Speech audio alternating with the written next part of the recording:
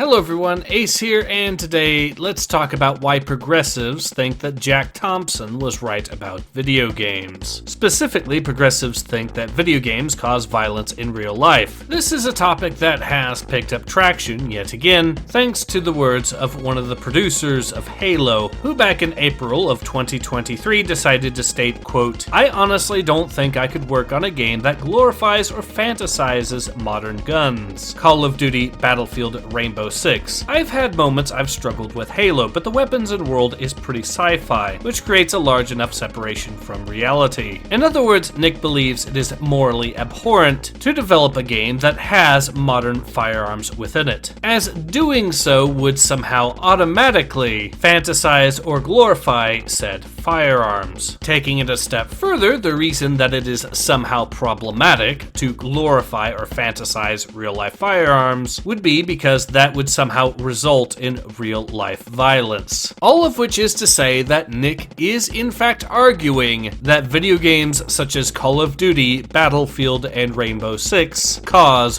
real-life violence, in the exact same manner that Jack Thompson used to argue back in the 2000s. Now, as I've previously mentioned, this tweet was in fact made all the way back in April of 2023, so you may be wondering why I'm covering it now. And the answer is because the tweet was recently rediscovered by the internet, causing it to go viral only a few days ago. And as a result, Nick did what all progressives do when caught saying something completely stupid, and chose to go into hiding. Having said that though, don't believe for a moment that this is the only example of progressives arguing that video games cause violence. In fact, looking at the bigger picture, it's quite plain to see that the idea of video games causing violence has been at the very core of progressives pushing their own values into gaming right from the very beginning. Consider for a moment that when progressives have argued that video games cause misogyny or racism, what they are in effect arguing is that video games radicalize people into ideologies that promote violence against women or other races. So in effect, to argue that video games are racist or misogynistic as an art form is fundamentally to argue that video games cause violence by normalizing violent behavior, or as Jack Thompson used to say, desensitizing people towards it. And this is a fact that progressives have no way of arguing themselves out of, because were they to try to argue that video games don't actually cause violence, what they would effectively have to say is that the racist and misogynistic ideologies that they claim people are getting radicalized into are not inherently violent in and of themselves and do not result in an increase in violent behavior. In other words, the progressives would have to start defending the supposed racism and sexism that they believe is pushed by video games. Either that, or just outright admit that video games don't actually radicalize people into being racists or sexist. As you can probably tell, this is something of a catch-22, as there is simply no good answer from the progressive position. The closest thing to a way out for the progressives would be to admit that they think Jack Thompson was right about video games causing violence, despite the decades of evidence proving that Jack Thompson was wrong. Evidence that progressives themselves are all too happy to provide, ignorant of the fact that it undermines their own ideology as well. To understand just how much of a negative impact this is to the progressive mindset, let's now talk about why progressives think everything is political, which can, in its origins, be traced all the way back to Antonio Gramsci and his writings back in the early 20th century. However, for a more up-to-date source, I would recommend reading Empire and Games of Empire. Both are much more recent examples of Marxist academic literature, and both laid the groundwork to the Marxist theory of empire. Now, both of the books, as well as the Marxist theory of empire, are topics that I've brought up in numerous previous videos. They are, however, nevertheless constantly relevant to the discussion at hand, because the Marxist theory of empire takes up the position that absolutely everything is not only political, but also fundamentally propaganda. All entertainment and all art is to be considered cultural imperialism, to the tune that progressives will argue that Tetris is pro-Soviet propaganda, and that killing gold farmers in World of Warcraft is promoting ethnic cleansing. And yes, that latter example is directly sourced from Games of Empire. And because progressives are fundamentally opposed opposed to the idea of divorcing entertainment from politics. What this means by extension is that they are also fundamentally incapable of distinguishing video games from real life, as to do so would be to admit that sometimes a video game is just a video game and doesn't necessarily promote any particular ideology. With all of that in mind, it becomes very plain to see why the progressive position ultimately reaches the exact same conclusions that Jack Thompson made with his claims that video games cause violence. This is also why, whenever a progressive claims that video games are problematic, the correct response is to point out that they unironically think Jack Thompson was right. Doing so will produce some very comedic results. With all of that said, this has been Ace. Hope to see you guys again soon.